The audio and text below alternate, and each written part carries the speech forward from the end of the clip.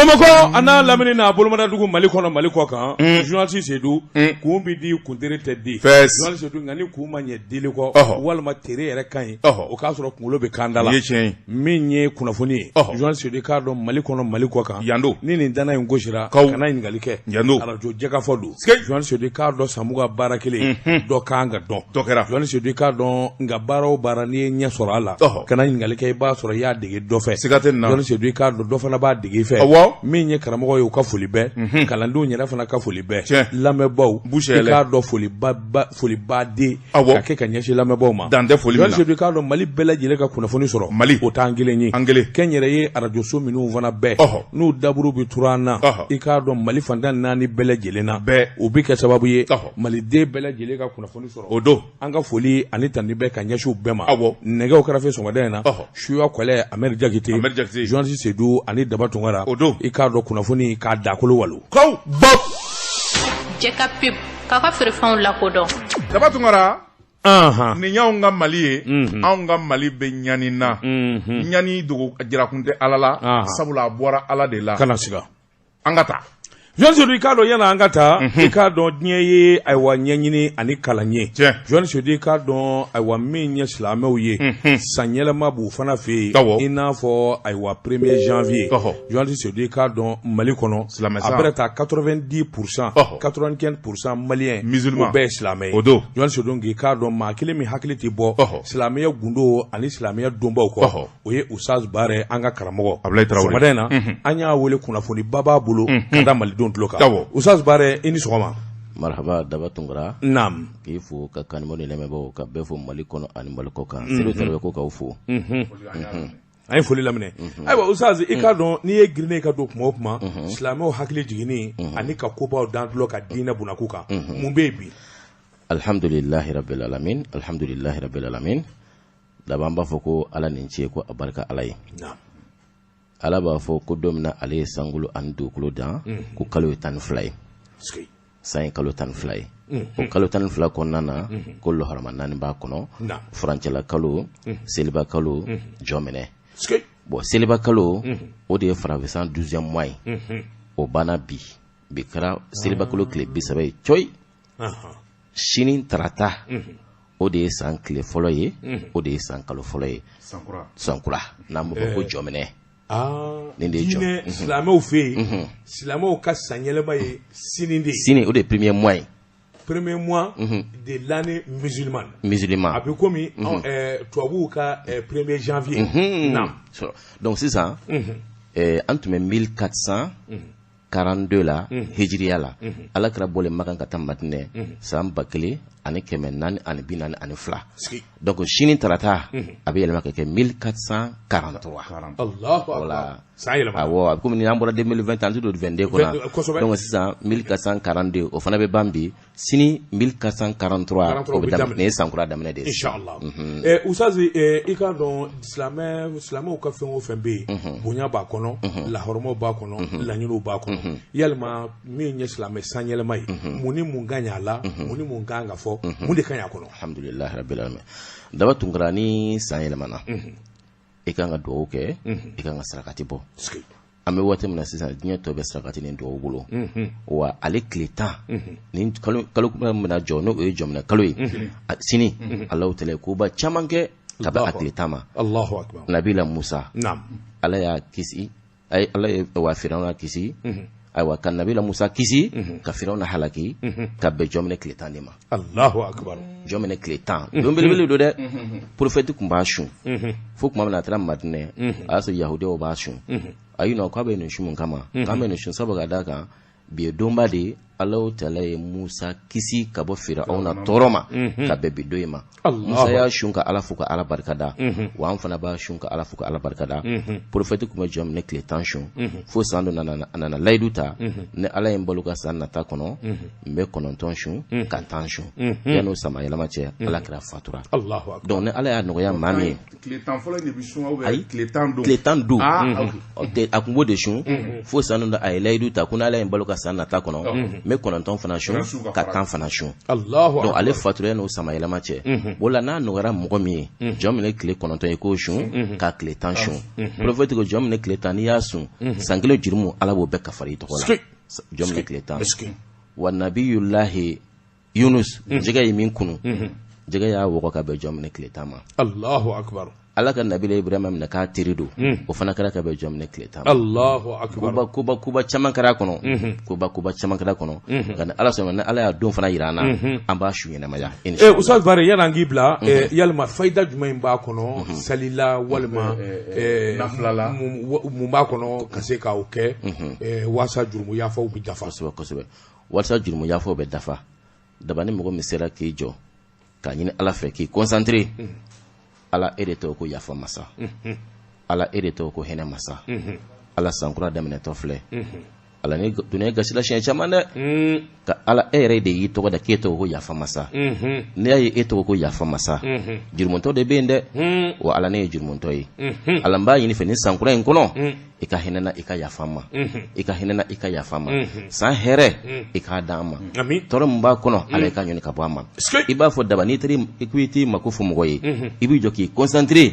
ka kuma ni ala ye wa kulo b'i la a ɲɛ b'i la ale de ko a ye n deli n b'aw sɔn a ye n wele n b'aw jaabi don o don a di a bɛ kun ala dɔrɔn de la wallahi tɔ tɛ se maa kun la maa tɛ se bon deliba de ka d'ale fana ye ale ye jɔn sina de ye daba don o don a di a don o don a di a bɛ nege bɔ wallahi wa o ka di mun ye ala kelen dɔrɔn de ye Allahu akbar Ustaz Bare i k'a dɔn n dalen don a la k'a fɔ ayiwa don nataw kɔnɔ i bɛna jɛmukan kɛrɛnkɛrɛnnen sigi nin ko in kama waasa silamɛw u bɛ se ka faamuyali caman sɔrɔ an bɛ dugawu dɔn k'i yɛrɛ ye ka dugawu ɲini fɛ ala k'an mɛn nin na Tarawele merci abadilayi inshallah Joan Sisedu nin kun ye baara ye ka kuma silamɛw ka baara n'a ka kalanden fɔlɔ baara n'a ka kalanden fɔlɔ ne kɔnɔ ko an bɛ de ye kalanden fɔlɔ ye maa min bɛ sumu ni dɔnkilifɛn la arajo la o bɛ kɛ diinɛ kalanden ale man ɲi ala ale bɛ Naɲini Jabate ni Abilaye Jabatew nɔfɛ ale b'o de dɔn ani Modibo Goshew ale ka t'o la e ka ɲi misiri kɔnɔ merci voilà sisan kɔni kuma ɲɛna daba tungana naamu n bala cogo bɛ di dɛ Joan Sisedu ne bɛ n keleku n b'i bɔ ni sɛbɛn ye sɛbɛn min n'u k'a ma ko sirène Joan Sisedu i k'a dɔn gɛlɛya bara ka bange don o don wa tiɲɛ an bɛ ka gɛrɛ a la dɔɔni min ye an baarakɛɲɔgɔn Burama Ture a ka faali min n'a kuma fɔra a bɛ waati jan bɔ Dugufana Keyita ko a ko i k'a dɔn ayiwa min ye ko ye a bara ka ɲɛdɔn don o don ko kura dɔ bɛ da kɛnɛ kan min bɛ awa kiiritigɛlaw ni tiɲɛ gɛrɛ ɲɔgɔn na sɛbɛnnikɛla ko a ko awa Burama Ture fabaw walima maa min y'a fa i k'a dɔn ayiwa sɛgɛsɛgɛliw kɔni barika bonyanen bɛ Joan Sisedu i k'a dɔn a ko nin ko in gɛlɛyara fo k'a fɔ k'a to ten duwakun dɛmɛnen in yɛrɛ la i k'a dɔn ayiwa wulikajɔ bolo dara dɔw kɔni wulila ayiwa sɔmin kɛra k'a fɔ k'u bɛna taa dɔw yɛrɛ de bɔnɛ a nin na ka sababu kɛ Burama Ture faali ko ale bi caman dɔn a la wa a bɛ n'a fɔ a kɛra a ɲɛna o ka sariya ani o bɛ fɛn min dɔn a ma se ka fa i k'a dɔn dɔw kɔni y'a ɲini k'a fɔ u bɛ taa o tigi fa sabula sɛrɛ duman don ko caman kɛra a ɲɛna Burama ka ko in na Joan Sisedu sɛbɛnnikɛla ko min ye kunnafoni in ye a sɔrɔla maa min fɛ min ye Faransikaw ka kunnafoni dila min bɛ Mali kɔnɔ Serge Daniel i y'a dɔn kɔni Serge Daniel a bɛ ko caman galama babali ni awa kuma langolo caman dara ka Serge Daniel sɛgɛrɛ e da ka di kojugu i da bɛ kolobo kalaba kumaw na e nafigi de e nkalontigɛla de ni m'i da gɛrɛ i yɛrɛ la i na ko sɔrɔ Mali kɔnɔ Serge Daniel dun ye cɛ min ye Joan Sisedu i k'a dɔn a ka kuma n'a a ka kuma caman kɔni bɛ a bɛ kɛ kolo kan janko kunnafoni minnu bi sɔrɔ a bolo Mali kɔnɔ a caman bɛ kolo kan Joan Sisedu k'a dɔn maa min kɔni gérera Burama Ture ka faali ma n'a ka ka maa caman dɔn minnu bɛ ko in na Joan Sisedu k'a dɔn u y'a ɲini ka taa bɔn a nin na sɛbɛnnikɛla ko an bɛ don minɛ ko bi a tigi kɔni kɔlɔsilen bɛ kosɛbɛ min kɔni ye tuwa ye o ma fɔ nka min ye kunnafoni ye a sɔrɔla k'a cɛri réseaux sociaux ka kosɛbɛ a ko nka min ye Burama Ture i k'a dɔn a minɛbaw a n'a fa maabaw journaliste di ka dɔn awa ko caman kɔni bara ka dɔn min kɔni ye kungo ye Abdul Nyang ale kungo ba sɔrɔ sabula ale minɛna ka don kaso la ale kɔni ka wuli ka jɔn ni cɛsiri maa t'a fɔ k'i ti maa dɛmɛ nka i k'a dɔn ka sariyatigiw yɛrɛ lagosi min ye général Musa Traoré général Musa Jawara minɛni i k'a dɔn o ko kɔni ma bɛn ale ma a ye kuma caman fɔ o kuma ninnu yɛrɛ laban bi ni ka taa sariyatigiw i k'a dɔn olu jalaki o de kɔni kɛra Abdul Nyang minɛkun ye sɛbɛnnikɛla ko an bɛ dɔnni minɛ ko bi ayiwa min ye maa yɛrɛ min ni bolokɔni ɲɛsinnen b'o ma kosɛbɛ o ye jamanakuntigi kɔrɔ denkɛ Karimu Keyita Kajo i k'a dɔn a bɛ n'a fɔ faali in kɔni ani Burama Ture minɛni a jubaju bɔr'o de la nka kiiritigɛlaw kɔni olu kɔni b'u sɛbɛn kɔrɔsɔ ka a kungun n'a ɲɛɲɛ bɛɛ lajɛlen bɔ ɲɔgɔn na ka se k'a dɔn bilhak Burama Ture minɛna mun na a minɛna cogo di a fara cogo di jɔn ni jɔn b'a kalama a kɛra jɔn ni jɔn ɲɛna o sɛgɛsɛgɛliw de bɛ sen na nin kun ye sɛbɛn ye an ye min bɔ lasirani kɔnɔ a ka bi bɔli la daba tungara ne bin tɛgɛ don min bɔ ni sɛbɛn ye n'o ye sirani kelen ye fɛn min ye AD Abdramani Dugure nin y'a ka sɛbɛn ye Abdramani Dugure ko ɲɔkɛnɛ to dundaro ka di nka kɔ b'a la dɛ fɛn min ye kiiritigɛlaw ye u kɛlen bɛ ni k'u soni bɔ dossier kwalen tan o de dalen bɛ procureur ka tabali kan sɔɔni sisan fɛn min ye kasobonba ye a bɛna fa bamabaw la sisan tewu maa minnu bɛ fɛn d'a ma Ala k'a n'u kisi Ala ka n'o duwawu minɛ u ti kisi sɛbɛnnikɛla ko a ko n'i y'a ta k'a lajɛ fɛn min ye procureur ye min ka baara ɲɛsinnen bɛ fɛn min ye yuruguyurugu kɛlɛli ma dossier ta o kura de dalen b'a ka tabali kan a bɛna laraweli daminɛ kɔrɔlen tɛ dɛ dossier kura ta o de b'a bolo sɛbɛnnikɛla ko a ko n'i y'a ta k'a lajɛ fɛn min y'an ka jamana in ye nafolo dunkojuguya nafolo suɲɛli fɔlɔ maaw tun bɛ maloya la wala u bi sira an bɛ don min ko bi a kɛra wasoko ye sabu maa si tɛ sira jamana ye maa si tɛ sira sariya ye sɛbɛnnikɛla ko a ko n'i ye wari dunnaw ja gɛlɛyalen ye bɛɛ u tigɛlen don kiiritigɛlaw de la n'o tɛ a ko n'i y'a ta k'a lajɛ ni dossier dira kiiritigilamaw ma n'u y'u ta ngɔnɔ ma u b'a bɛɛ lajɛlen fɔnɔ sɛbɛnnikɛla ko dossier tan fɔlɔ min n'o talen bɛ procureur fɛ o fɔlɔ o ye INPS ye INPS n'i y'a ta k'a lajɛ nafolo camanba de ŋanamuna ka sɛbɛnlankolonw dilan ka wari labɔ min n'a miliyari dagosi ka bon kosɛbɛ o dossier fɔlɔ o dalen bɛ tabali kan INPS a DG kɔrɔw a ɲɛmaa kɔrɔw ka taa fara baarakɛlaw kan comptable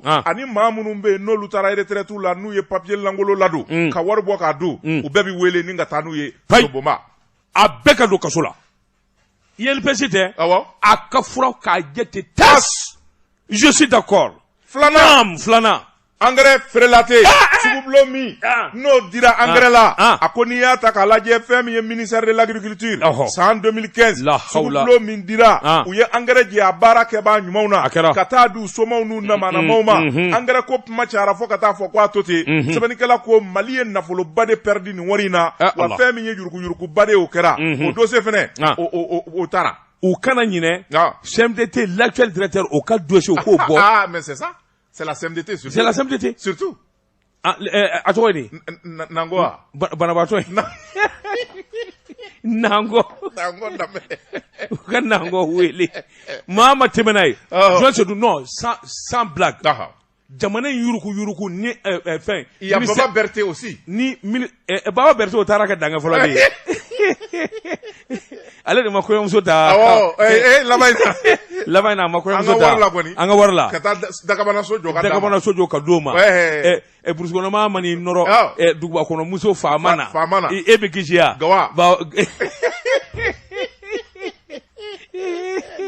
I b'i ka muso dɔgɔnin nin ɲɔgɔn na muso ɲɛ yɛlɛlen burusi kɔnɔmaa kalannen muso janjigi n'i k'i ti far'o la i taatɔ filɛ kaso la a bɛ taa. Jean Seydou ministère de l'agriculture a service bɛɛ wallahi a service bɛɛ suɲɛni min bi kɛ ministère de l'agriculture la ayiwa sɛnɛkɛlaw kɔ kan n bɛ dɔ dɔn a la danda la dɛ naam i ye min fɔ o don a ko n'i y'a ta k'a lajɛ ministère de l'agriculture a don a tun bɛ wele ko développement rural sɛbɛnnikɛla k'o tɛmɛnen kɔfɛ a nana yɛlɛma ka kɛ agriculture ye cɛ o cɛ tɛmɛna ministériya la ye maa o maa ye DFM ya kɛ maa o maa ye wulikajɔ kɛ CMDT kɔrɔ a bɛɛ lajɛlen de bɛ wele kelen kelen ka t'u bɛɛ jɔ procureur ɲɛkɔrɔ k'u larawe wari minnu dununa wari ka bɔ Ala ka barika don procureur la Nam. Sabana. Sabana. A ko n'i y'a ta k'a lajɛ. Office du Niger. A ko n'i y'a ta k'a lajɛ Office du Niger. A bɛ na Larawe. A ko Office du Niger maa kura bɛ ta ka bila a kunna don min na. O y'a sɔrɔ cakɛda in datugutɔ don. Dɔw wɛrɛ tɛ. Nafolo sonyɛli. Sugubulon namarali.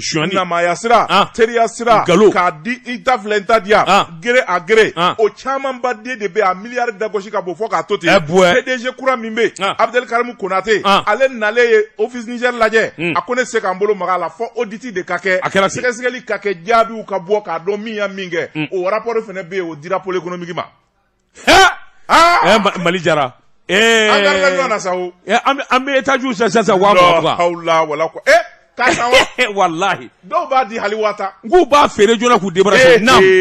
N'o bɔra yen ko a ko Office Niger ta in RPM ŋanaba dɔw bɛ yen minnu to a fɔlen bɛɛ olu kɔni ye conflit d'intérêt ani fɛn min ye jamana nafolo sonyɛli délit d'initié o b'u nɔfɛ. Joni. Naaninan. maa to a ma fɔ o. Ɔhɔ. o dɔnni don.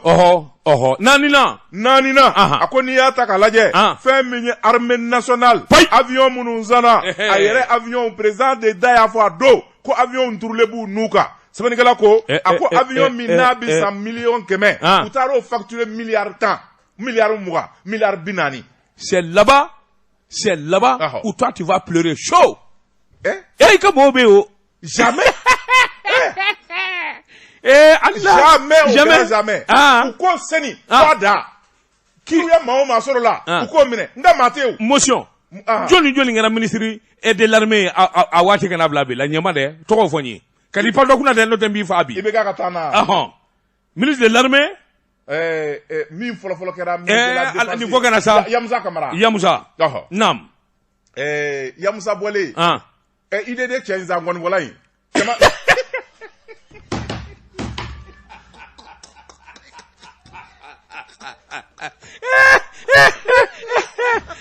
Allah. Yoy. Allah saurla.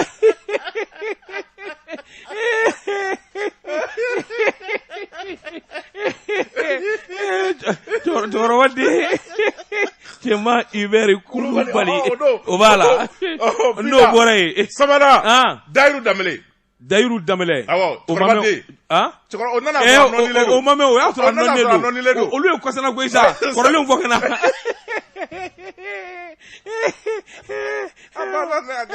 A banna. C'est terminé. Le tigre.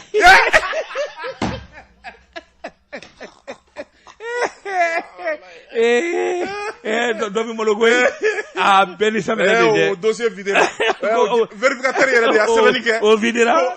FMI yɛrɛ de ye sɛbɛnni kɛ. Ko baara ɲɛna. Ayiwa naam. Ministère de l'armée. An ye waati kɛ o. A ye waati kɛ. Kana ɲinɛ. Jɔnni. Colonel ni général dama min bi dibi la. N'u ni bɛ nin ko in na direction na. Chef d'état-major u b'a la. Commandant des zones u b'a la. Chef d'opération u b'a la. Chef de peloton u b'a la. Directeur des opérations u b'a la. a b'a la. Merci. Nam. Hali sarako armée ka sarako minnu bɛ armée maa dɔw bɛ u dalen bɛ kɔrɔ fɛ u ka sara tigɛlen don kilancɛ ye wala maa minnu zara ka sɛbɛnlankolon kɛ k'olu ka sara bɔ wala ka sɛbɛn kɛ k'a fɔ nin maa hakɛ taara front na k'a sɔrɔ ale kilancɛ ma taa o bɛɛ b'a la ministre min fana bɛ yen sisan colonel Sadio Kamara a y'o bɛɛ dossier cɛ ka t'o di Kirima. Tɛmɛna ye. Duruna jamana in bi goya. Tani ne sa Duruna. Naam. A ko n'i y'a ta k'a lajɛ fɛn min ye hôpital ye Gabriel Touré a fɔra k'a fɔ k'a rénové a ko sugubulonba bɛ min n'o miliyari dagosi ka bɔ n'o fana joué na ŋanamu k'o ta caw k'o dun caw. Gabriel Touré. Gabriel Touré. Gabriel Touré. Ça c'était. Si c'est technologie. Adama Big Togo. Ivoirien ka cɛ in sa. Awɔ. Si c'est technologie o de mana scanner feere ka tila ka taa ni Mali ye tribunal la e ma dɔn ninnu b'an fa yan scanner kolonde naam wɔɔrɔnan a ko n'i y'a ta k'a lajɛ CFA wari miliyari 3 o tununa ministère des finances kɔnɔ a ma kɛ ka foyi kɛ ka wari mugujɛ ta dɔrɔn hɛbɛw ka tunu n'a ye Bubu k'a to ministre des finances la Bubu Sisi i ka filajɛ Bubu Sisi ka waati la awɔ a ka comptable ni fɛnw de don o dossier bɛ procureur bolo. Naam. n'o tɛmɛna ka bɔ yen a ko fɛn min ye kuranko sira fɛ fɛn min ye maliden dɔ ye o kun y'a ka nafolo ta ka na projet Sunjata k'a fɔ a bɛna kuran dɛsi an ka jamana kɔnɔ CFA wari miliyari 50 a y'o de bɔ min kan ka baara nka fɛn min ye cadre ye énergie du Mali ministère de l'énergie et des mines ani projet minnu bɛ yen n'olu kan ka baara kɛ dɔɔni dɔɔni u bɛɛ y'u bolo fa 50 miliyari in na ka wari ci hɛbɛw cɛ ka baara ma se ka kɛ o fana dossier bɛ progrès. n b'a fila dɔ yɔrɔ dɔn. Monsieur le procureur, jumɛn do de procureur jumɛn do? Procureur kura ya? Jumɛn de a dossier bɛ jɔni bolo? Pôle économique. Qui est le nouveau procureur? Je le connais pas. C'est un tonton hein. C'est ça, je peux connaître les procureurs. C'est un ɲini ka procureur dɔ. Procureur nti procureur ka so ɲini. Tout ka bureau ɲini. Motion. Tous les procureurs anciens ou nouveaux, c'est des tontons. Voilà. C'est des tontons. C'est tout. Nam. Ni y'a mɛn a bɔnna kan a sigira kan. Merci. Nam. Sɛbɛnnikɛla ko n'o bɔra yen a ko fɛn min ye dossier 7 ye a ko o fana bɛ yen a ko fɛn min ye wulikajɔ dɔ wɛrɛ kɛra a ko fɛn min ye nafoloba ye o de fana tununa sabula n'i y'a ta k'a lajɛ dossier 8 o tɛ dɔ wɛrɛ ye Kayi o conseil régional min bɛ yen maa minnu bilalen bɛ yen a ko olu fana ye nafolo kɔni jɛ ni k'a dun nafolo min n'a kun kan ka kɛ ka siraw dilan Kayi ka ji di maaw ma ka dɔgɔtɔrɔsow jɔ ka baara di denmisɛnw ma a ko wari min dunna yen fana o CFA wari miliyari dagosi o ka bon kosɛbɛ kɔnɔntɔnna a ko n'i y'a ta k'a lajɛ o ye ministère de l'agriculture kɔnɔna na tuguni a ko nafolo dɔ taara conseil supérieur de l'agriculture président yɛrɛ de ye nafolo bɔ jamana wagande kɔnɔ k'a fɔ a ka ta ka ka sɛnɛkɛlaw dɛmɛ o fana tununa. Mais où est-ce qu'on va dans ce pays?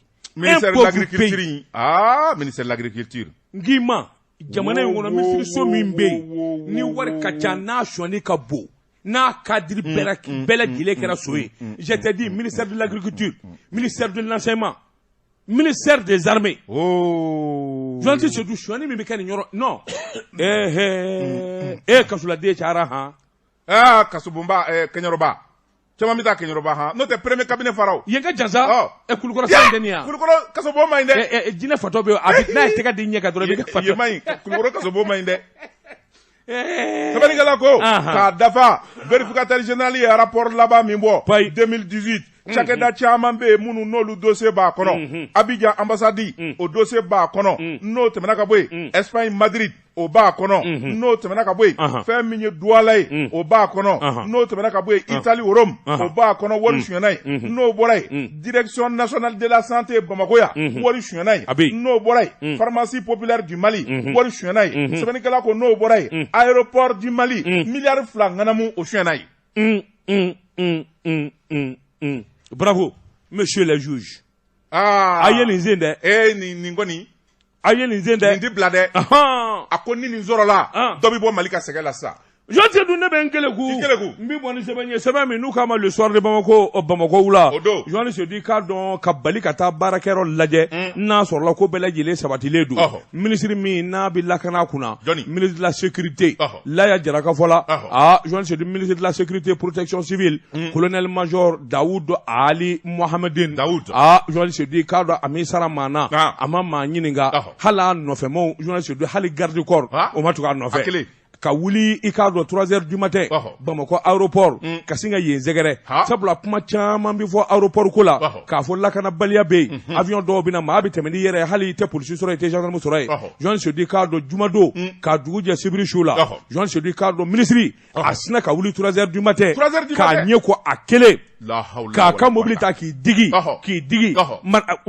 buramuso y'a ɲininka ko i bɛ taa mini ko non ko n bɛ taa ci dɔ la ka na n bɛ taa goudron la ka na sɔrɔsi tɛ de ko général kamalen jɛma in de de cɛ jɛma in falenba in falenba nin na Jean Sedou jumadon k'a dugu jɛ sibiri la ka sin ka taa aéroport de Bamako na Jean Sedou k'a dɔn maaw ɲɛ b'a muluku malaga la a jɛma pumbulilen a bɛ na a bɛ dɔw kɔnɔ ko nin ye arabu faama dɔ ye jaa ministre natɔ don Jean Sedou kuma min n'a tora ka gɛrɛ dibi la a bɛ gɛrɛ yeelen la dɔɔni u nana bunatigɛ dɔ k'a fɔ cɔw ko nin tɛ général yɛrɛ de ye nin tɛ ministre de ye karaw hop Dawula Sɔngala ma ye ho do ministre y'an fa heureusement les choses ont changé là-bas avec le commandant Ablaye Coulibaly Ablaye de bɛ wa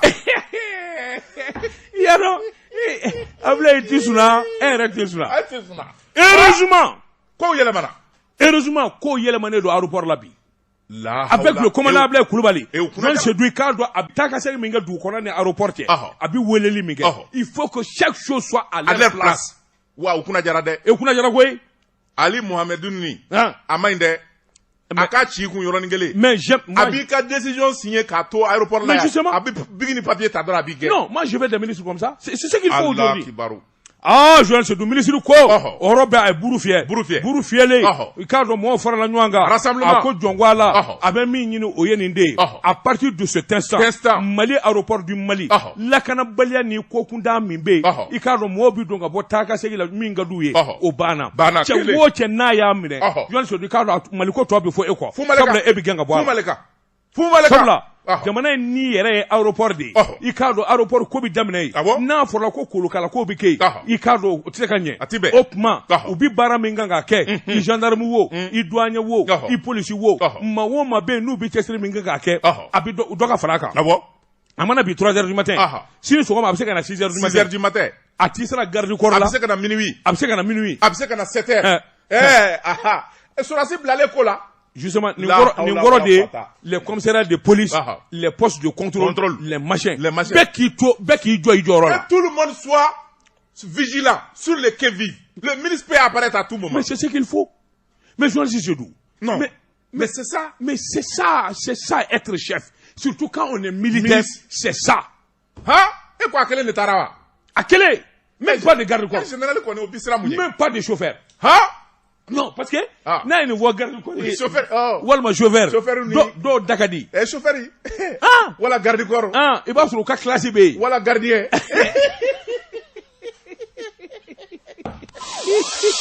Jɛ ka pub k'a ka feerefɛnw lakodɔn nɛgɛ kanɲɛ 12 sera Bamako k'a fɔ jiginɛw ka bonyamasegi bɛ aw ye n'a y'a fɔlu ye a bɛ tiɲɛ i b'a sɔrɔ o classe dɔ bɛ yen o bɛ se k'u dɛte ko bɛna ɲɛgɛn na o bɛ téléphone ci voilà a bɛ tiɲɛ ou bien chauffeur teri dɔ bɛ yen a cousin dɔ bɛ yen a b'a fɔ cɛ an kun b'o kan classe on est en route patron bɛ na dɛ bon i ka ko bɛɛ bɛ tiɲɛ i ka ko bɛɛ bɛ tiɲɛ Jean Sédou alo Tomota ka graphique industrie da la polisikɛ dɔ ka moto tiɲɛna ye polisikɛ birilen don samusosiri bɛ ka a ɲɛ gwannen u ka minnu bɛ yɔrɔ garder sa o tɔgɔ di lafgarde ninnu yɔrɔ lafgarde dɔw bɛ yen olu kɔni sɔrɔsiya de ka di olu yɛrɛ polisi de walima polisi ye walima u ye sɔrɔsi ye ale nɔgɔlen ka sin ka na polisikɛ birilen sɔrɔ a ka moto kunna o ni tiɲɛni o ni tiɲɛni a sina ka ko classe ko tasuma b'i bolo ko classe ko ɲama ni tasuma ye dɛ mais nin polisikɛ in ta ka jugu koyi a y'i kunkolo wuli ka cɛ lafgarde don a ko a sina ko Bamakɔ ka kɔfɛ na Sédou dafa a ko n'i sɔrɔ n kunna n b'i kɛ ta sisan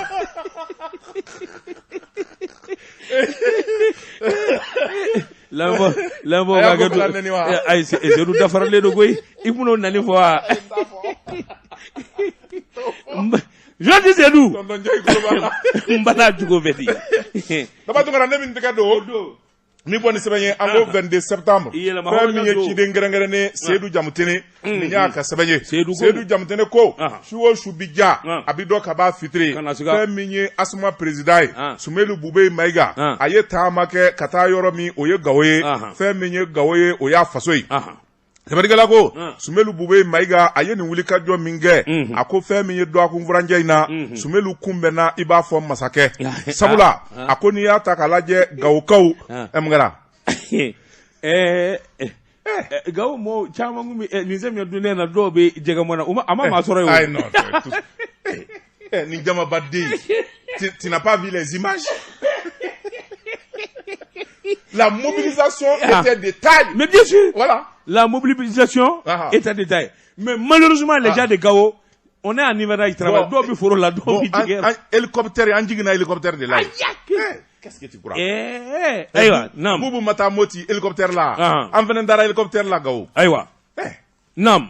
sɛbɛnnikɛla ko a ko n'i y'a ta k'a lajɛ fɛn min ye sibiri don ye nɛgɛ kaɲa 12 bi sanga 50 sɔrɔ waati min na Boeing 7041 Sky Mali a nana ka n'i cun caki fɛn min ye kɔnɔbasogo da in ye a da yɛlɛla maa min bɔra a kɔnɔ fɛn min ye dankɔrɔba in ye ale don Sumelu Bube Mayiga a ko n'i y'a ta k'a lajɛ fɛn min ye Jarabangana ye a bɔra k'i jɔ a nisɔn ka di fɛn min ye bazangulɔkiba ye o b'a la masaya finiw n'a dawula bɛɛ lajɛlen b'a la jama kɔni bɔlen bɛ ka aéroport fa bɛɛ lajɛlen fa ni k'a kunbɛn sɛbɛnnikɛla ko a ko a dakun ye min ye o de ye fɛn min ye Asuma ye a ka conférence régionale min n'o kun bolodalen bɛ a nana ni ka na o kɛnɛ kan sɛbɛnnikɛla ko a ko n'i y'a ta k'a lajɛ kunbɛnniw bannen nɛgɛ kaɲa 9 o dugusɛjɛ fɛn min ye sigi kun kelen bɛ ka lajɛ min kɔnɔ o sigi nana kɛ a ko n'i y'a ta k'a lajɛ fɛn min ye Gawokaw ye Asuma bolofara bi yɔrɔ o yɔrɔ a bɛɛ lajɛlen bɔra ni ka caya kosɛbɛ ka Sumelu Bube Mayiga kunbɛn sabula sigi bi kɛ fɛn min kama o ye conférence régionale ye min ye Asuma ye sigi jara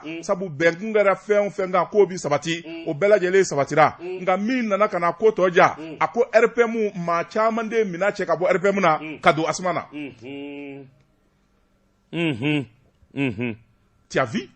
J'ai vu quoi? Toi, tu vas quitter l'URD pour l'Asma Timon. Moi, je ne suis pas de l'URD.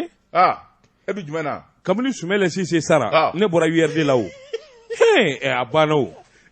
Attention, mais Mamadou Igor Diarra est là-bas, ton petit frère. Mais Mamadou Igor Diarra n'est pas. Rectification, c'est pas mon petit frère, c'est mon fils. Ah, voilà. Ndédou. Mais ton fils est là-bas. L'URD, c'est pour toi aujourd'hui? Non. Je ne suis pas de l'URD. Il y a Maître Demba Traoré, futur candidat à l'élection présidentielle à l'URD. Désolé, je ne suis pas de l'URD. Je ne le suis plus. Ah bon? Mais c'est l'héritage de ton ami, Soumala Cissé. Mais Soumala Cissé, politique de dos, n'a le boire qu'à ne boire où. Oh, ma URD go bala. Aïe. Ah, qu'est-ce que ça continue? N'est à la bléo. Ah, il t'a une venengagel. Aïe, aïe, n'y a de vieux. Je te mens pas, mon cher. Maître Demba bise ka ko kɛ koyi. Attends. Hein? Mais Maître Demba quoi Demba wa. Il est riche. J'ai pas dit le contraire. Demba est vachement riche. Abarika est dormé binan. Bami yele mai bedo yele. Ndi tanu do juru lawo. O be tu viens à l'Asma? C'est tout prêt. Apma nga ko bana. Asma ko bané do te. Ma vita to go no fe. Bolodo. Arme ka ko nyane nyani ntoto bolodo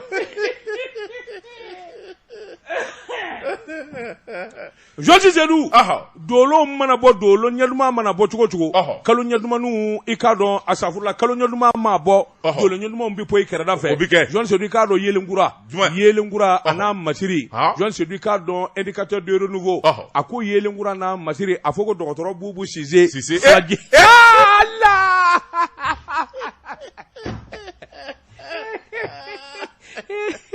Blé. Mais vous conseillez mal Boubou Cissé. Vous, qui? Non.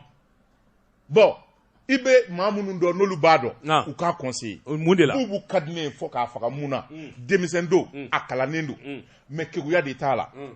Jamana bini bolo sisa. Iye ni wori bade soro. Ti daiki mangansuma. Ni jamana basigira ibina wala ni manya ko ni wari bi kun ko wari cara ita ka cogo do fandaw ndeme sanduru folo ka teme no temena ibi kambo ibi aje flanana o ma igili bisigi iba soro aiwa o te ka bina sisa ibina daminga ibi wulo yoro ka fanga nyini o te ka conseiller atinye o te ka conseiller awo bo okuma shut up anglais ko shut up ferme ta bouche OK sebeni kala en mi vo ngateme no aya basite namu. Et je ne veux pas être interrompu. Aïe, non, vas-y. Merci. Vas-y.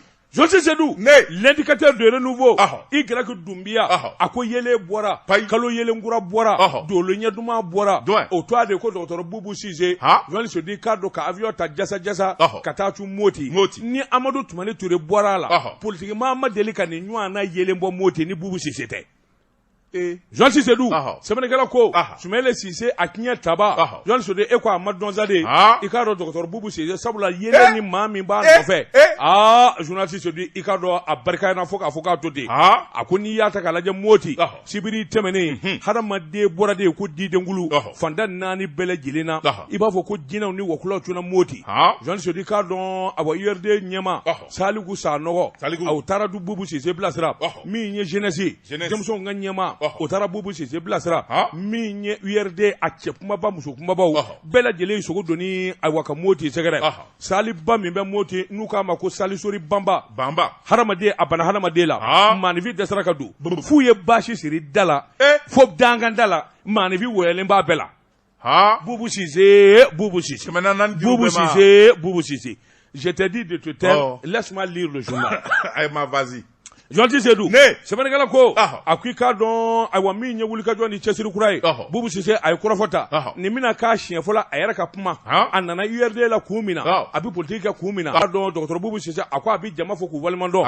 a ko tiɲɛ don ale y'a ka baara bɛɛ kɛ maa wɛrɛ dibila a y'a ka baara bɛɛ kɛ politiki baara tɛ Jonti Seydou i k'a dɔn jamana kanu ani jamana baara sabula a tun bɛ ciden ɲɛ la a tun bɛ baara de kan k'a kɛ jamana ye o y'a sɔrɔ ale yɛrɛ jamana in ka d'ale Mali de kɛra sababu ye ale ka diɲɛ ye kalanna Mali de la Jonti Seydou k'a dɔn ale kɛra faama ye Mali de la a se ka kɛ fitiriwale Mali ma Jonti Seydou a nana miiri ni tasi kɛ politiki baara ye baara teli ye i ni maa wɛrɛ bi fara ɲɔgɔn kan a bɛ ɲɔgɔn sɔsɔ ka ɲɔgɔn sɔn hakili la jamana baara taabolo kɛcogo ɲuman i k'a dɔn a bɛ bɛn kelen kan a k'o de y'a kɛ politikima ye filanan munna URD a donn'o tɔn na Jonti Seydou kabini bi tɛ ni ayiwa kununko tɛ kabini ala y'ale Bubu Sise da Jonti Seydou k'a dɔn a ma deli ka don politiki tɔn na u ka sɛbɛnfuraw lajɛ ka ɲininkali kɛ a ma deli ka baara kɛ politiki tɔn ye sɛbɛnfuraw ka lajɛ ka ɲininkali kɛ Jonti Seydou i k'a dɔn a yɛrɛ ni de y'a kanu bi tɛ n'a ma ɲɛ ne bɛ kɛ politiki maa ye don o don n b'a kɛ URD la a ko k'a sababu kɛ min ye Sumɛlɛ Sise i kana nin ko gɛlɛya in ni nin kuma caman lajɛ Sumɛlɛ Sise tun b'ale laadi Sumɛlɛ Sise tun b'ale wele a kɛ tan a bɔ tan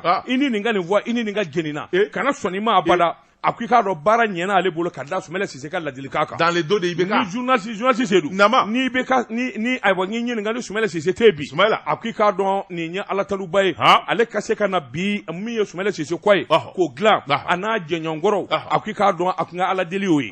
Jonas Seydou an bɛ don min na ko bi. Wa a ka wulikajɔ ni cɛsiri o ye URD ye. Wa wulikajɔ dama tɛ koyi.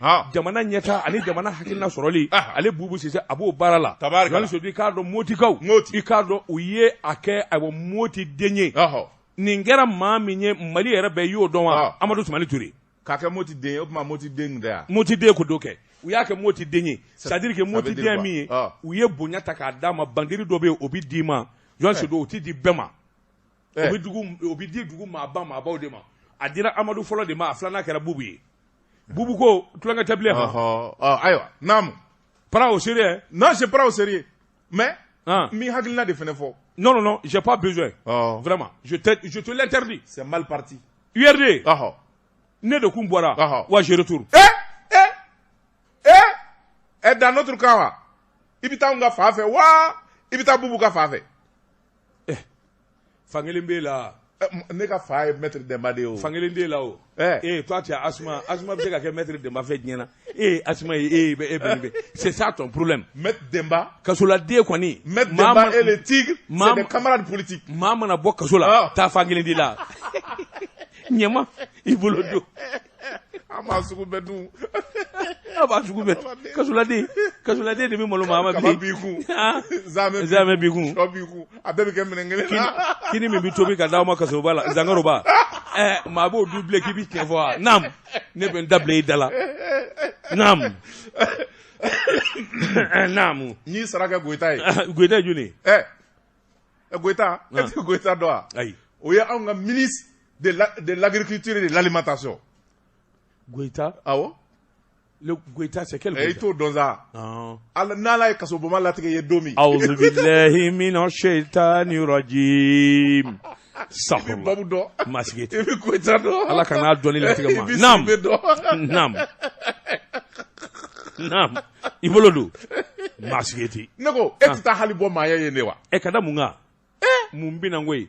I mina ne k'i datugu n'i wele téléphone na n'i ma Seydou yafa ma dɛ n dɔgɔnin n ko yafa ma dɛ n de tɛ taa e bi siran da de siranko tɛ o ayi n ko n di taa bɔ ye n di tɛmɛ a da fɛ i ka yafa ma n ka hakili b'i la n y'a f'i ye o n ko ne tɛ taa n y'a f'i ye koyi n tɛ taa dɛ jaa cɛ bi siran cɛ ɲɛ o dama tɔgɔra ne bɛ n tɛgɛ don o bi kɛ n bɛ bɔ nin sɛbɛn ye an ko min b'a la preuve fasiriba n'o ye Umaru Konate min y'a ka sɛbɛn ye Umaru Konate ko fɛn min ye maa n'i bi ko la i hakili to sini na o de ka ɲi Dr Shogel ko kala Maïga e ko aka kelen goro olu kelen de ni ngana ngora do asena wa sebeni gala ko akoni ata kala je puma mi be Shogel dabi o de ka fo programme d'action gouvernemental mi no puma fora o ka waleya o dronde Shogel ka laɲini famba e minye o de ka fo jamana de bela jele ka faraka sigi dobe aba fe ko ke akomi ma assise de la refondation sebeni gala ko akoni ya ta ka lajɛ walaso ka se ka waleya la ɲininba kelen b'a fɛ k'a fɔ jamanaden bɛɛ lajɛlen ka fara ɲɔgɔn kan sigi ka se ka kɛ sɛbɛnnikɛla ko nka ni ala ma jagɛ Dr Shogel ko kala Maïga n'a ma ko in dacogo dɔ bɛɛ a laban a bɛ sigi a kelen na sabula parti politique caman bɛ minnu kɔkɔmalen bɛ k'a kɔnɔ ko sababuya kɛ i bɛ ka tile la fɛn min ye sigi dɔ kɛra ko min ma dialogue national inclusive Shogel yɛrɛ a sen ma don dialogue in na wa lajɛ caman kɛra a ye minnu tɛgɛrɛ ma o donnama kama a ye kɛlɛ daminɛ i bɛ ka nɔfɛ sɛbɛnnikɛla ko a ko n'ale yɛrɛ wulila o sumako dugumajɛ k'a fɔ a b'o ɲɔgɔnna ko wɛrɛ kɛ a laban fɛn min ye politiki tɔ minnu bɛ yen n'olu diminen bɛ transition fanga taacogo la ani n'olu ni Shogel tɛ fankelen fɛ o laban o b'u pan kunna sɛbɛnnikɛla ko a ko n'i y'a ta k'a lajɛ Dr Shogel ko kala Maïga ani Asimi Goïta bɛ jɛ la siga t'a la fɛn min ye cɛmancɛla fanga ye a kolonba dɔ ye ale ye bi politiki tɔn caman dun fana bɛ yen minnu jiginnen b'a la sabula o y'a jira k'a fɔ hakilina min bɛ Shogel la o tɛ transition a kunjɛli ye kalo 6 nata in kɔnɔ o tuma u kɛlen bɛ k'a bisigi k'a fɔ n'ala ma jate a bɛ sɔn ka dɔ fara transition kundama kan o tuma nin n'a damada kama n'a ma jateminɛ kɛ a bɛna sigi min kɛ sigi in kɔni bɛna taa kɛ sigi lankolon ye sabula parti politique bɛɛ lajɛlen kan ka fara ɲɔgɔn kan k'u hakili di yɔrɔ min n'a kelen y'a kɛ bɛɛ a lawaleyali a bɛna kɛ gɛlɛya ma sɛbɛnnikɛla ko a ko n'i y'a ta k'a lajɛ RPM député caman bɛ yen ka fara parti politique caman kan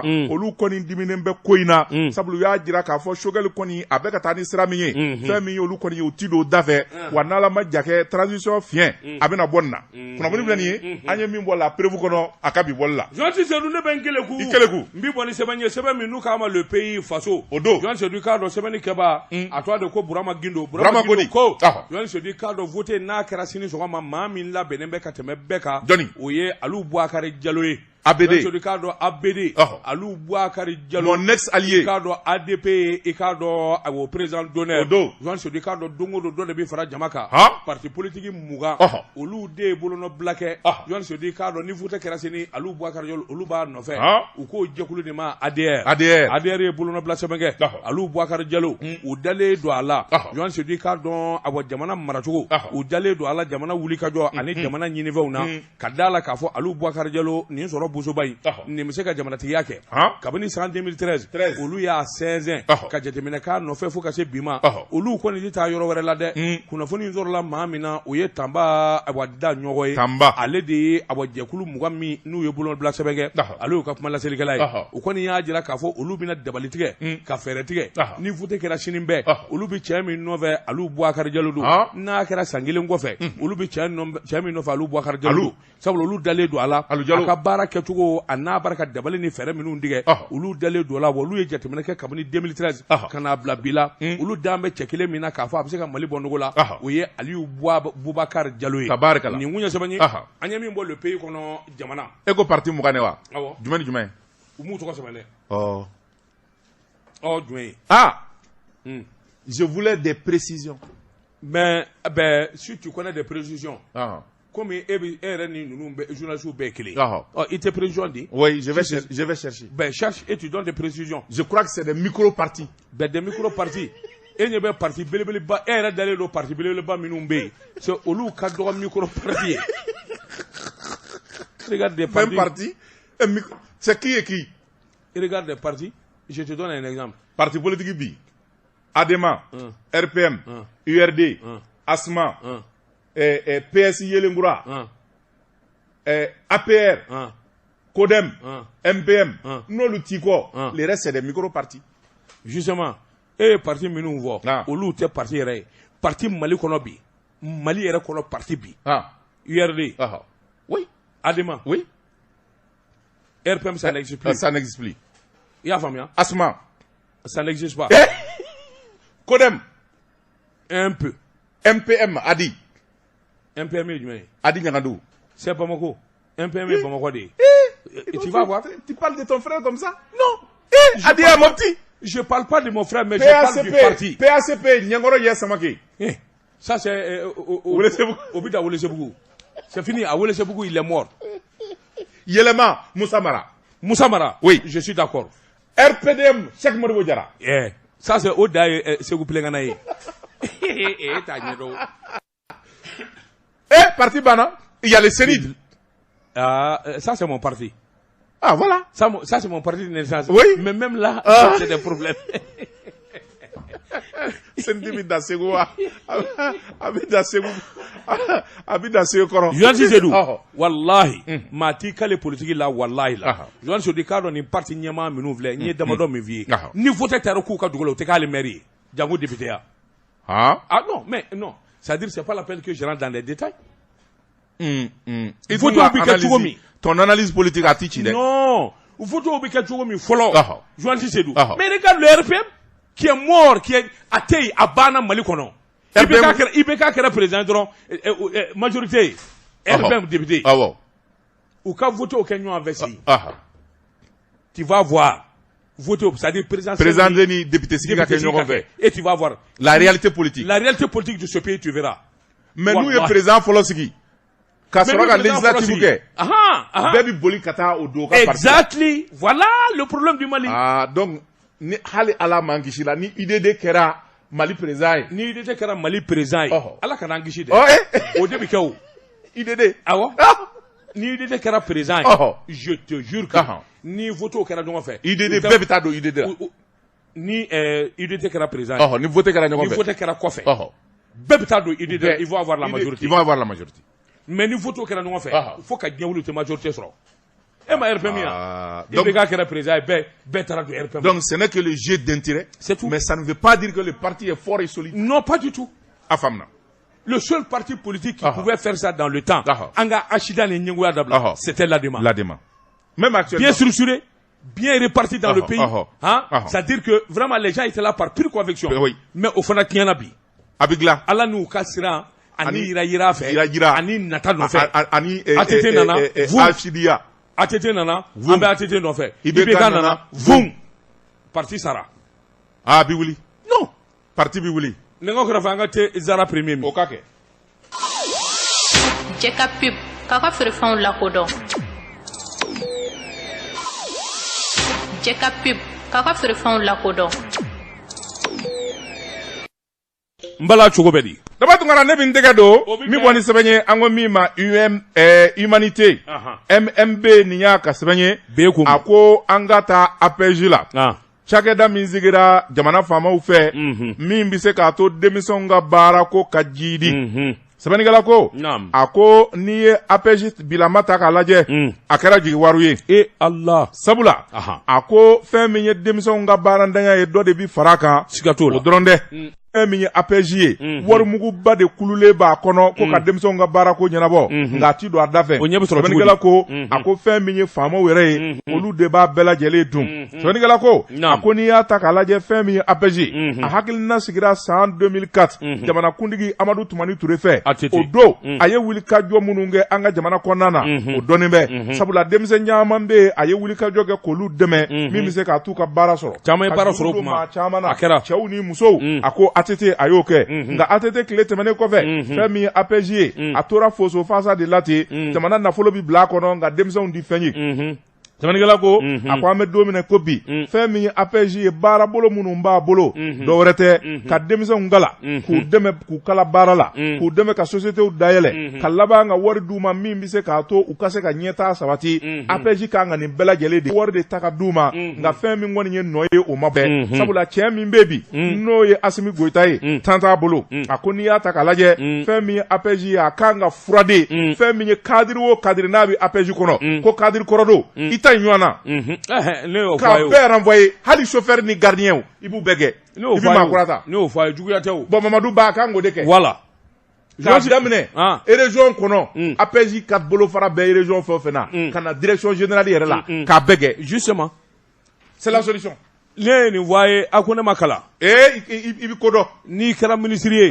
Joan Cissé-Dou n'i nana maa ma bɛ ministère la a bɛɛ furan ka bɔ yen a bɛɛ wa hali ni maa kura ye hali direction mais tout ni ma kɛ a tɛ ɲɛnabɔ o a bɛɛ kɛ Joël Dumbi boni sɛbɛn min n'u k'a ma Nouvelle Horizon ɲɛdankura o don sɛbɛnni kɛbaa de Mahamani Touré Mahamani ko a k'i k'a dɔn Joël Sissoudi k'a dɔn ni kɛlɛ ma kɛ sebaa ti dɔn hali n'o y'a sɔrɔ kɛlɛ ma kɛ maa de bi sa Joël Sissoudi k'a dɔn ayiwa min ye jahadimaw ye foyi den kelen tɛ se jahadima la an yɛrɛ dama kɔ Joël Sissoudi k'a dɔn terroriste maa 97 k'a bɛɛ lajɛlen ni kɛlɛ karaba u su dalen filɛ ɲɔgɔn kɔrɔ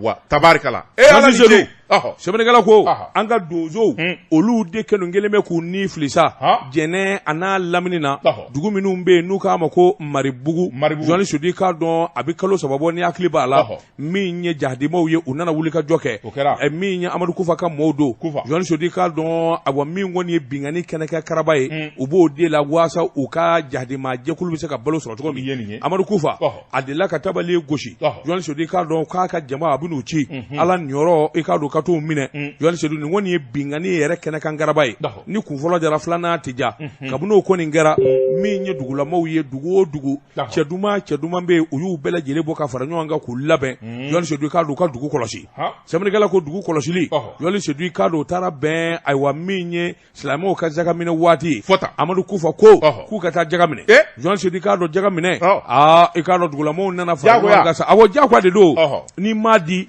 Joël Sissoudi k'a dɔn u bɛ tasuma wulila sɛbɛnnikɛla ko awa Maribugu ye dugu ye Joël Sissoudi k'a dɔn dugu min ni dugumisɛnnin caman faralen bɛ ɲɔgɔn kan i n'a fɔ Soyi min ye Fama ye ani Megu ani Moribugu Joël Sissoudi k'a dɔn nin dugu nana fara ɲɔgɔn kan cɛkunbaw k'u fara ɲɔgɔn kan kɛlɛ fɔlɔ min kɛra awɔ i ye nin de fɔ o bɛɛ ka marifa sa k'a jɔ n'u nana a ye taa wulu la a banna c'est tout n'i y'i sigi Joël Sissoudi n'i y'i sigi i ka dugu kɔnɔ cɛ kana cɛ wɛrɛ minɛ dugu kɔnɔ i balolen i yɛrɛ fa kulusi b'a la a b'i la e b'i yɛrɛ fa marifa de b'a bolo bese ta marifa ta maa ma ko k'a bɛ bi kan u y'o bɔ na ni na Joël Sissoudi k'a dɔn fɛn wɛrɛ t'a la sɛbɛnnikɛla ko abrikalo tile 12 tɛmɛnen kɛlɛba dɔ kɛra Joël Sissoudi kɛlɛba in senfɛ jahadimaw u ye tasuma bila dugu fila la k'o jeni i k'a dɔn a dugu Mina Baga k'a bɛɛ jeni Joël Sissoudi k'a dɔn o senfɛ u ni donsow ye ɲɔgɔn sɔrɔ a kɛlɛ barika bonyana kosɛbɛ kɛlɛ in kɛra dugu min na o ye Megu ye i k'a dɔn kuma in sɔrɔla u ka kuma laselilikɛla la min ye Sidiki ye y'a jira k'a fɔ a kɛlɛ maa 40 den n'i tora a la min ye Moti gouverneur ye o yɛrɛ fana ye kuma in fɔ Joël Sissoudi k'a dɔn kɛlɛ kɛra kɛ cogo min na min kɔni ye maa caman ye o sara jahadimaw la min ye abo donsow ka cidenw kɔni o y'o fɔ sɛbɛnnikɛla ko min ye kalo 3 tɛmɛnen kɔfɛ Joël Sissoudi nin kɔni kɛra ɲɛngwɛn sabula juma tɛmɛnen k'a dugu jɛ sibiri la Joël Sissoudi kata banani ani sulasɛgi 6 an y'o lama cɛkɛnɛ min bɛ se min na Joël Sissoudi k'a dɔn nin don ma ja jahadimaw nan'u labɛn Joël Sissoudi k'a dɔn sabula u bɛna jaga minɛ Joël Sissoudi u ni donsow nana kari ɲɔgɔn na ka mugu wuli Joël Sissoudi k'a dɔn tile kelen mumɛ cɛw karilen bɛ ɲɔgɔn na mugu sisi bi kɔ tigɛ cɛ 97 la hawla o fara jahadimaw la cɛ 97 u y'o de fa jahadima la an kan ka sori y'o wele donsow ka maa 7 o ni tora la maa 7 joginna Joël Sissoudi sɛbɛnnikɛla ko nin gɛlɛ kɔni jahadimaw na mɛn ka sɔrɔ u bɛ nin lakali sabula min kɔni ye donso bi kɔni olu nin dugulama minnu kɔfɔlen filɛ u faralen don ɲɔgɔn kan k'u ka dugu kɔlɔsi u jo don Joël Sissoudi k'a dɔn an bɛ saden dugu cɛ de bɛ ban n'o tɛ anw tɛ taa k'an ka dugu to jahadimaw bolo an ti sɔn anw ka fanfɛmaw n'u ye nin kɛ wallahi billahi muruja yan fɛn fɛn k'a daminɛ muruja kana fo Segu lamini na cɛ de bɛ cɛ dama dalen cɛbakɔrɔ dama u dɛsɛlen bɛ ka marifa ta ka kɛlɛ kɛ a t'a jɔ a ka dugu dawolo la nin yɛrɛ nin ye hɛrɛ ye cɛbakɔrɔ dalen bɛ ɲɔgɔn kan sɛbɛnnikɛla ko jɛnɛ n'a lamini Joël Sissoudi k'a dɔn jahadimaw n'u bɛna don nin dugu in na u n'u miiri ko caman kɛ maa 97 u de far'u la su ko ni dugusɛjɛ cɛ Joël Sissoudi kabini o kɔni kɛra sa i k'a dɔn u bɛ ni k'u sina sumaya nka jahadima ye min ye u man ka ɲinɛ abada sabula n'u ɲinɛna don o don hali miniti kelen Joël Sissoudi k'a dɔn u bɛna bin u kan tuguni sɛbɛnnikɛla ko donsow y'o de fana faamu don o don u bɛ dabali kura tigɛ ka fɛɛrɛ kura tigɛ u ka dugu a n'u ka lamini bɛ se ka lakana cogo min sɛbɛnnikɛla ko Moti gouverneur i k'a dɔn o fana ye kunnafoni in jɛnsɛn k'a jira k'a fɔ kɛlɛ in kɔni kɛra kɛlɛ in kɔni senfɛ jahadima caman dajira Amadu Kufa n'a ka jɛw Joël Sissoudi k'a dɔn u kɛlen bɛ ka jɛnɛ jamana ani Moti jamana tɔɔrɔ kojugu Joal Seydou k'a dɔn a bɔ dugulamaw yɛrɛ n'u ma fara ɲɔgɔn kan u ka dugu lakana Joal Seydou k'a dɔn a bɛ gɛlɛ kosɛbɛ na n dɛmɛ o b'a sɔrɔ i yɛrɛ caman nin kun ye sɛbɛn ye an ye min bɔ nouvelle horizon kɔnɔ ɲɛdankura armée de bi na dɛmɛ kɛ mais sani ka armée sen ni m'i jɔ jɔyɔrɔ la u bɛ n'i su de compter dɛ u bɛna su de compter fakɔrɔni ni bakɔrɔni dalen bɛ dugu kɔnɔ olu se ka taa yɔrɔ la Seydou k'a dɔn cɛbakɔrɔ daba tungara maa ninnu kɛ ne ko maa jumɛn cɛ 7 nana anw ka dugu la bi ne ko kɔrɔ a y'u siri wa u ye nin tiɲɛni kɛ u taara ne ko olu bɛ taa cogo di a b'u siri i bɛ ne wele ka i ka jelikɛ wele daba tungara ko marifa de tun b'u bolo marifa t'anw bolo cɛ 13 nana anw ka dugu la bi an y'u siri k'u da n'i ye wele ko kunnafoni dan tulo kan o de ka di ye wala an ye 7 faw la 4 b'an bolo wala n'i y'o fɔ n ye o de ka di ye nka marifatigi ninnu kɛ hali se k'u tɔgɔ fɔ n'a ma ci fɔ faamaw ye mɔgɔ sidɔnbali ninnu u t'a fɔli man di ci fɔ faamaw ye yanni faamaw ka s'an ma u tɛna dugu ban san'olu ka tila réunion na ka maaw ɲini k'u fara ɲɔgɔn kan k'olu k'u labɛn ko ka taa o t'a sɔrɔ dugu bɛɛ fara ka ban malidenw a ye kɛ cɛ ye a ye kɛ cɛ ye a ka togodaw la a ye kɛ cɛ ye a ka bugudaw la n'i ma marifa sa i bɛ da la k'a fɔ ko i su don jahadima tɛ foyi ye marifa sa jahadima tɛ suba ye diinɛ tɛ hadamaden de don min ni y'a ta ye n'i y'i ni k'i ta ye ale bɛ boli naam waati dafara waati kɛlɛw burapele n'a jɛɲɔgɔn olu bɛ n'u sɔnni don ka surafana t'u ma don su in na sagi bɛ kɛ nin gafe kelen ka nɛgɛ ɲɛ barisa ko banna burapele nasi wulu wa a ma ban a b'a bɔ a foyi club cira o Messi kelen dalen Messi kelen Barça kuru bɛ Messi kelen ne bolo anw ye victoire caman kɛ k'a sɔrɔ Messi t'o la an'u fo Barça kɔni a su bɛ don sisan n'a taara équipe o équipe la an b'o fana supporter mais anw ye Barcelone an tɛ bɔ yan Joal Seydou k'a dɔn surafana t'o ma dusu na nɛgɛ ɲɛ 21 mana tɛmɛ ni sanga 30 ye ne bɛ se e ka na i k'a dɔn bamanankan jɛmukan k'o boloda ni Ala jɛna n'a ye sini sɔgɔma an bɛ kɛnɛ ka sɛbɛnkɔrɔ bɛ bɔ k'olu lakali Ahmed Jakite journaliste Seydou Daba Tunkara wa salam.